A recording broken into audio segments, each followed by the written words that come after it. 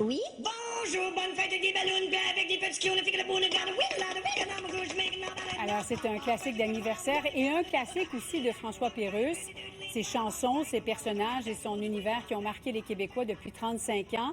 Christine, on va retrouver son humour éclaté, non pas à la radio ou encore à la télé, mais sur scène. Ouais, François Pérusse rêvait de ça depuis un moment, Julie. C'est vrai qu'on l'a vu beaucoup à la radio, à la télé, mais là, sur scène, dans une pièce de théâtre qu'il a écrite, qu'il a pris plusieurs années quand même à écrire. Là, enfin, c'est l'aboutissement de ce projet-là, dans lequel c'est l'extension scénique, finalement, de son univers.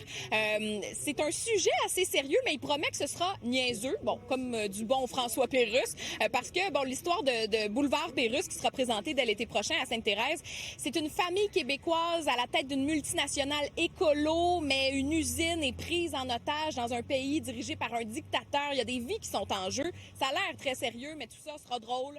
Avec l'humour de François Pérusse, bien sûr. On l'écoute au sujet, justement, de son envie de faire du théâtre. J'ai fait du théâtre comme acteur jeune à l'école, mais je jouais, mais j'avais le trac, puis j'avais peur de pas me souvenir de mes textes puis tout. Puis je me suis dit, ce que j'aimerais faire un jour, c'est écrire une pièce de théâtre. Là, je suis enfant, là, je suis jeune, je suis adolescent. Et quand j'ai commencé à faire des capsules pour la radio, puis les albums du peuple, je me suis rendu compte que je faisais du théâtre, mais dans le micro.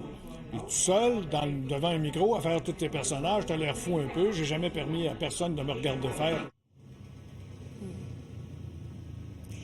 Ouais, maintenant, Julie, revenons sur cette fameuse idylle, présumée idylle entre Katy Perry et Justin Trudeau, ici même à Montréal, alors qu'ils avaient passé une bonne journée ensemble. Mais apparemment, ce serait déjà terminé. Est-ce qu'il y a vraiment eu une histoire entre les deux? Oui. On n'aura probablement jamais la réponse. Apparemment, ils s'écrivaient, se textaient beaucoup, mais ça n'a été qu'un feu de paille et c'est terminé entre la chanteuse et l'ancien premier ministre. Voilà. Merci, Christine.